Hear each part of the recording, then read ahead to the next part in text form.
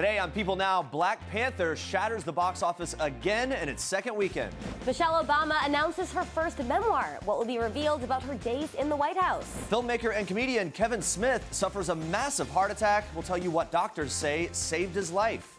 I don't know where in all of this I became the villain. Real Housewives of Beverly Hills fans want to know what's up between Teddy Mellencamp and Dorit Kemsley. Dorit clears the air for us today. And we'll tell you why Kim K has gone pink. Let not your heart be troubled. We have the answers, people. Plus, the Bachelor women told all last night. Ari's fiery confrontation with Krystal has Bachelor Nation buzzing. Oh, yes, and we are breaking it all down today on People Now.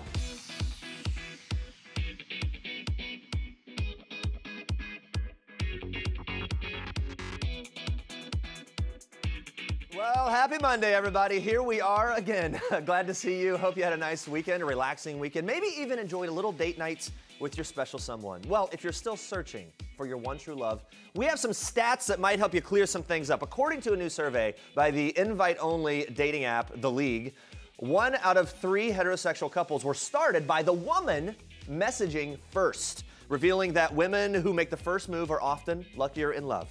It got us all thinking. What's your strategy when it comes to dating? We want to hear from you.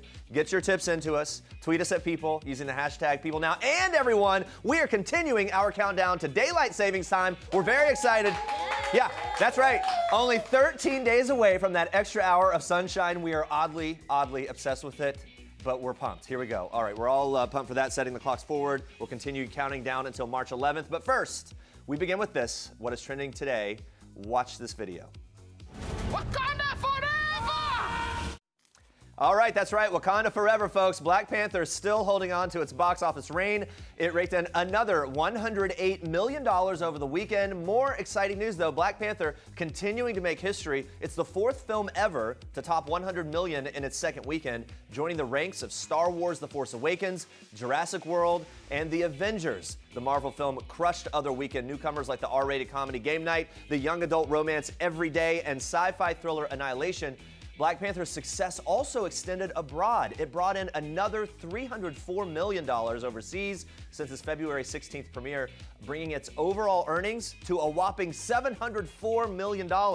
If it keeps up this momentum, Black Panther is on track to be one of the highest-earning blockbuster films ever. Former First Lady Michelle Obama will release her first memoir titled Becoming on November 13th. She tells People that the writing process has been a, quote, deeply personal experience, going on to explain the book has allowed her to reflect on her life and, quote, how a little girl from the south side of Chicago found her voice and developed the strength to use it to empower others. The portrait of Michelle that will be used on the book's cover has not yet been released, but photographer Miller Mobley gave People this exclusive preview of one of the shots with the former First Lady. You know it's going to be beautiful, whichever one they choose. Now, the book will be published by Penguin Random House in 24 different languages worldwide. 1 million copies of the book will be donated to the educational nonprofit program called First Book. Now, Michelle's first book, 2012's American Grown, focused on her nutrition initiatives as First Lady. This new book will include inspirational stories from her background as well as insight into her time at the White House. Last year, it was announced that the Obamas landed a 2-memoir book deal, reportedly worth at least $60 million. The famous couple won't keep most of the proceeds. According to the Associated Press, the Obamas plan to donate a significant portion of their earnings to charity, including to the Obama Foundation. Former President Barack Obama's presidential memoir is expected to be released in 2019. Well, guys, director and actor Kevin Smith is apparently recovering in the hospital following a massive heart attack. The 47-year-old posted a note on Twitter after midnight on Monday, revealing he had a massive heart attack following his first show on Sunday night. He wrote this: "The doctor who saved my life told me I had 100% blockage of my LAD artery, aka the Widowmaker. If I hadn't canceled show 2 to go to the hospital, I would have died tonight. But for now, I'm still above ground." Friends and fellow celebrities are sharing their well wishes on social media. Chris Pratt tweeting this: "Kevin, we don't know each other too good, but I have loved you since Clerks, and I'm praying my ass off for you because I believe in the healing power of prayer. Can you please pray with me, people?" And Smith, who's openly struggled with his weight, created the 2010 documentary Too Fat for 40 after being kicked off a Southwest Airlines flight. The Jersey Girl director vowed to make major changes to his diet and eventually lost 85 pounds. Of course, our thoughts and prayers are with Smith and his family as he continues to recover. On to this now. Justin Theroux is speaking out for the first time after his split from Jennifer Aniston, and it's for a very good cause. Justin posting a series of photos on his Instagram Sunday night, including these, which feature the actor posing with the tiniest pit bull puppies. The post comes after a visit to the Austin Pets Alive shelter in Austin, Texas. Justin wrote in part, quote, "I cannot understand how they do what they do day after day so consistently and lovingly to save so many dogs and cats. I highly recommend going in and getting your nose bit by a toothless baby pit bull. They do look adorable." And the star took time to remind the city of Houston that there's a Pets Alive no-kill shelter there too, so lots of people can get involved.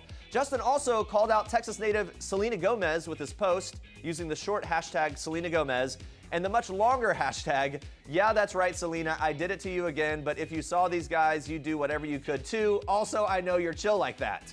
We're not exactly sure what all that means, but if it helps these sweet puppies find a little home, then we're on board for it. Yeah, if it helps the puppies, then anything goes. Bring in Selena Gomez. Something tells me there's only one post with that hashtag. Yeah, I think so. All right, let's check in on our question of the day. We're talking about a survey which says that women who make the first move are luckier in love. Yeah, Twitter user Diana Gar says, I'm sure of it. I saw my husband on a Thursday. He first heard my voice when I called the next day, Friday. We went out on that day and have never been apart since. 43 years ago. Wow, nice. She says that's called women's intuition with a little of God's help. Wow. Yeah, if you know what you want and you go for it, then you are going to be luckier in love. Yeah. That's what I think.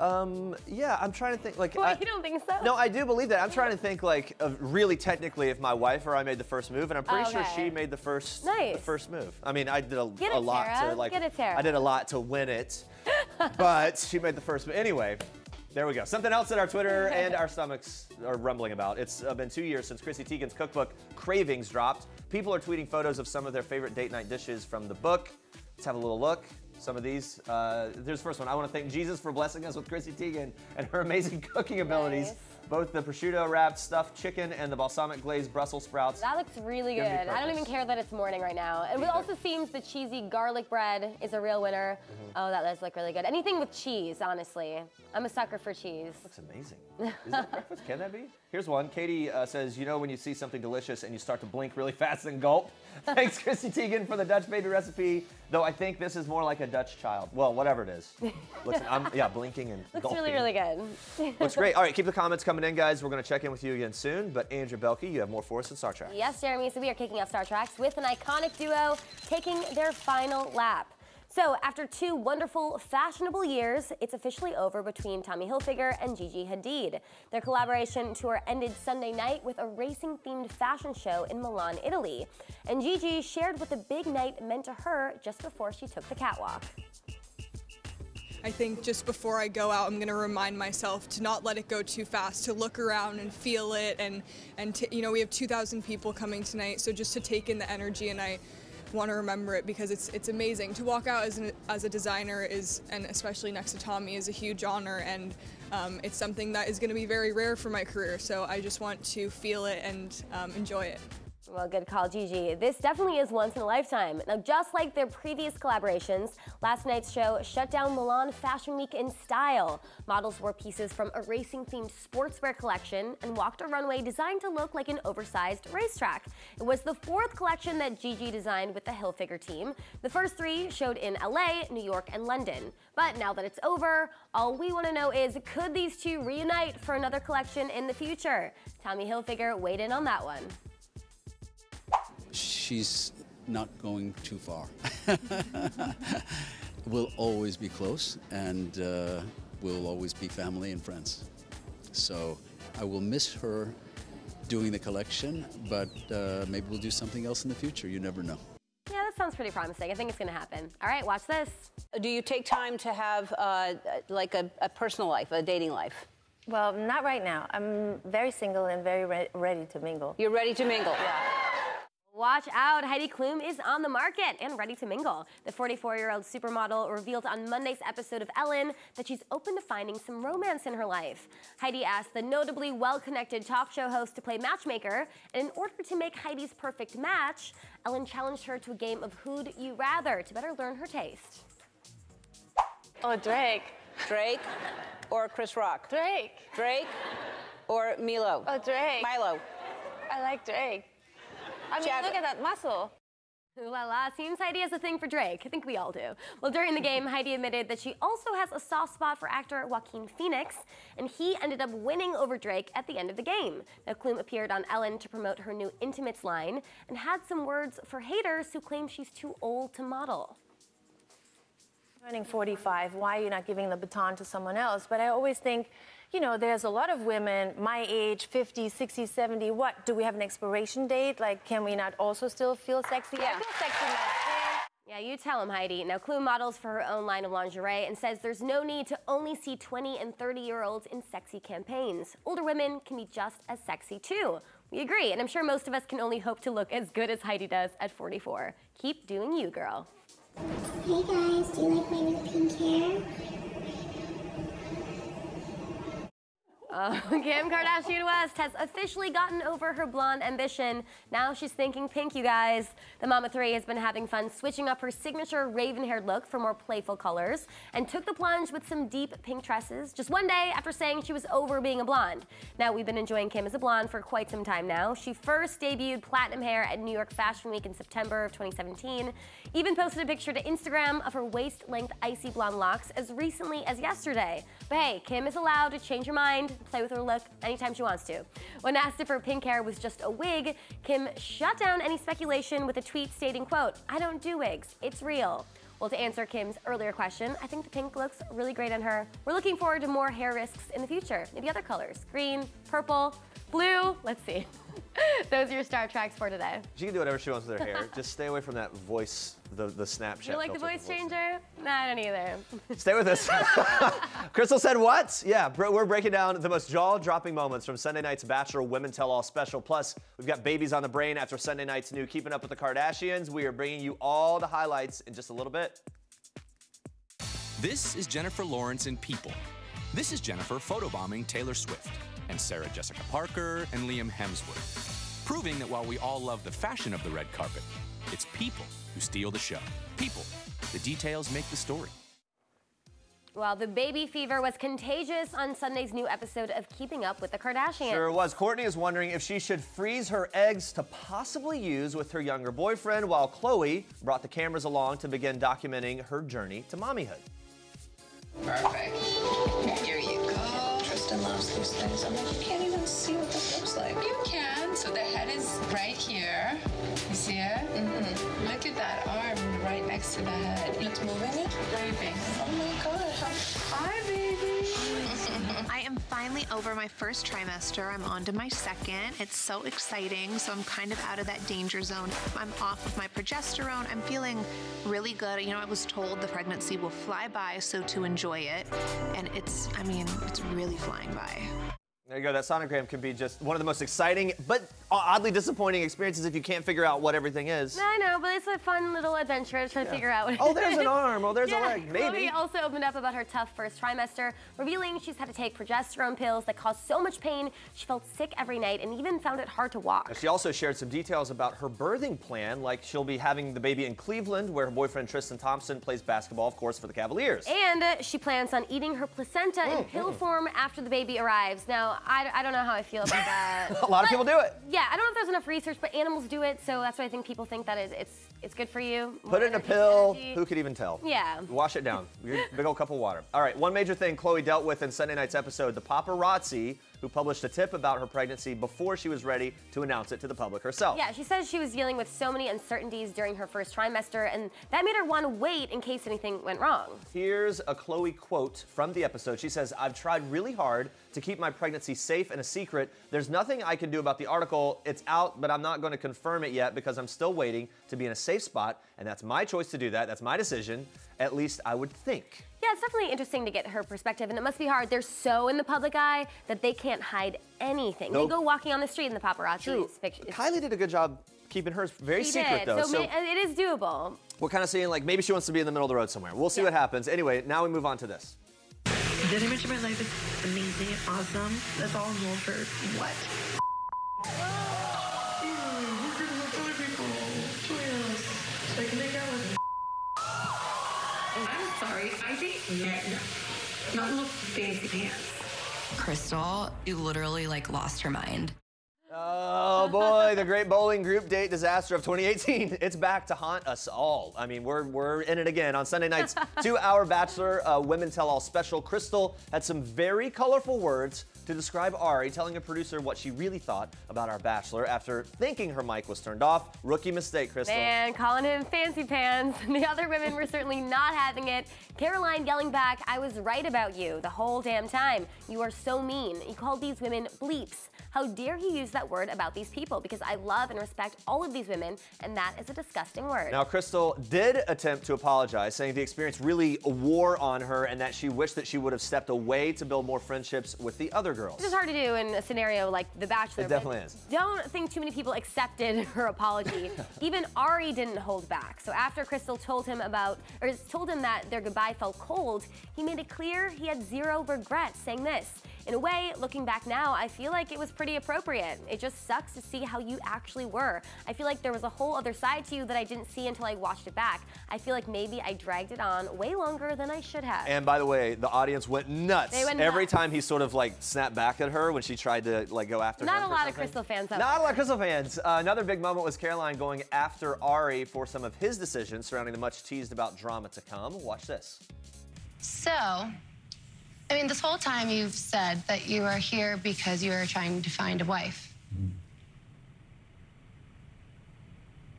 I know what you did, and I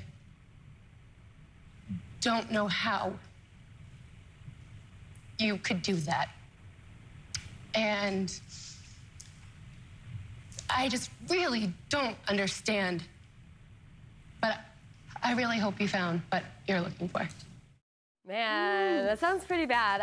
What do you think he could have done? I honestly, I don't know. But someone who does know what happens is host Chris Harrison, who teased an ending we, quote, won't want to miss. He promised that this time it actually will be the most dramatic ending in Bachelor history. I mean, he says that every season. He does say it, but apparently this is like nothing that's ever happened before, so it looks Okay. like we're in for a bumpy ride. Also, someone I know that worked on the show told me last night, if you think this was, because I thought the confrontation that he had with insider Krystal, scoop, Jeremy. she said wait until next week. It is going to blow your We mind. can't wait to see how it unfolds. The Bachelor continues tonight at 8 p.m. Eastern on ABC, so yeah, you won't have to wait that long. But tune in tomorrow. We'll be breaking down tonight's episode with former contestants Kayla Quinn and Charlene Joint, plus Frozen on Broadway star Patty Murin. She's a big fan.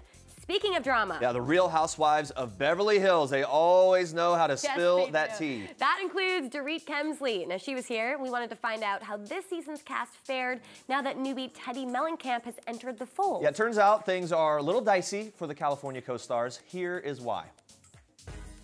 I have to say, I left the season before it aired with one thought, and then watching it back, I'm a bit hurt and surprised with Teddy, if I'm honest. I don't know where in all of this I became the villain.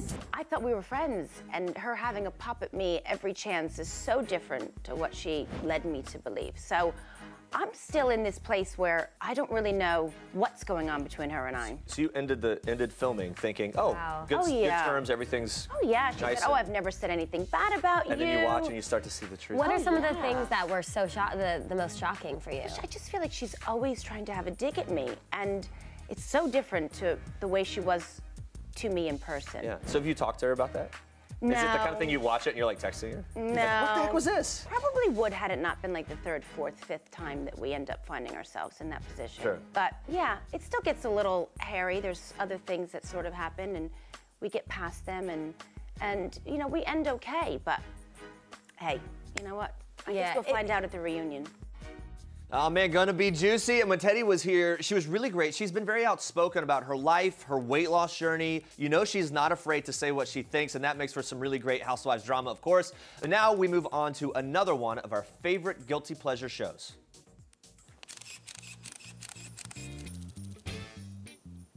All right, guys, Unreal is back. Season 3 of the Lifetime drama premieres tonight. And for the very first time, we'll see a woman looking for love on its fictional dating show, Everlasting. Unreal stars Shiri Appleby and Constance Zimmer each stop by People Now and open up about the toughest scene to shoot with their new suitress.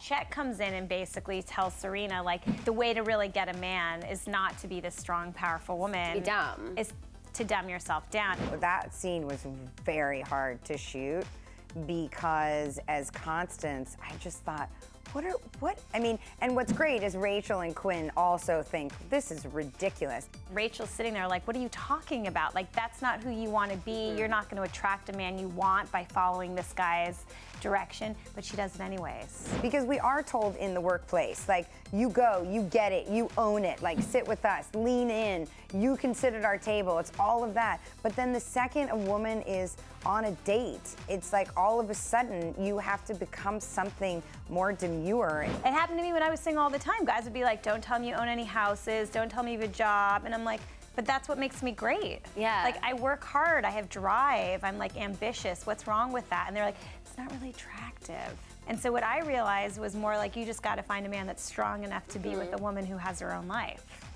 Well said. Well, Sheree and Constance aren't just the show's stars. They've each also directed episodes of Unreal as well. And as someone who's been in Hollywood since she was a little girl, Sheree shared exactly how important that is, especially in light of the Time's Up movement to end inequality in the workplace once and for all. When I did Roswell, we made 63 episodes and we had 1 female director. And on our television show, we make 10 episodes and we have 5 female directors. That's awesome. So what and to that effect, what I say is that, like, it feels like times are changing. Like, people that were abusing power are now out of the way, and I think the doors are opening for other people to get opportunities. So it's just really exciting to have doors open and to have the confidence to be walking through them. It's like, it's not about who did what, it's about how women are rising above this to make their voices heard. Yeah, that show has really found its legs, and they are awesome. They're not only like killing it on the show, they also have directed episodes, which I think is really, really cool. And they have daughters, like great inspirations. Love them both. Yeah, all right. Can't rave enough about them. Amazing. Let's check in on our question of the day one last time. We want to know, what's your strategy for dating after a new survey by the league says women who make the first move are actually luckier in love. Yes, Twitter user Ashley says, I definitely agree. I made the first move, 11 years together and 2 years of marriage later, and we're still pretty happy. And Hannah Stan agrees, tweeting, I am a gay woman and I like to make the first move just by simply saying hello and hoping something will happen from there. Yeah, I think like the worst case scenario is what? They're not interested and then you move on to the next one. You have to treat it, it's like a strategy kind of thing. Are you kind of like I make the first? I make the first move for sure. Yeah, and I mean, do you feel like most of the time that's well received, or is it? Well, the thing is, if you're gonna make a move on someone, you have had eye contact and you've been giving clues. That there's something, right? Yeah. But yeah, it's you're not sitting over in the corner like, oh, he better come over here. Yeah, exactly. Right. Do you find guys to be intimidated by that though? Because that's what you hear a lot. Like a woman will No, maybe. I think guys like it. I think they do too. They're so used to making the first move that I think that it's like a relief that finally the girl's, taking charge. Like, and let's just be honest, most dudes are completely wimps when it comes to this, and dumb. Okay, dumb. Or wimps. Just kidding. No, but you're right. I mean, and it's just like, I don't know, I'm nervous, whatever. Take charge and grab the bull by the horn. Grab it and go. All right. We'll ask a new question tomorrow. So come back if you want. If you want, yeah, we'd love to talk more about all this. Coming up tomorrow, we're breaking down The Bachelor live with Frozen on Broadway star Patty Murin and former contestants Kayla Quinn and Charlene Joint. By the way, my wife saw Bachelor on, or not on ice, not Bachelor on Ice, Frozen, the Broadway show over this past week, and absolutely loved it. So I can't wait to talk more about the whole thing. Plus, Bachelor on Ice. We are tracking the latest royal happenings with our royal correspondent, Imogen Lloyd-Webber. Thank you so much for watching. For now, we leave you with one last thing from the 2018 Sports Illustrated Swimsuit Rookie of the Year, Alexis Wren. Enjoy. Bye, guys. Hi, my name's Alexis Wren, and there's just one last thing. My last big splurge would be 3 a.m. pancakes in downtown LA.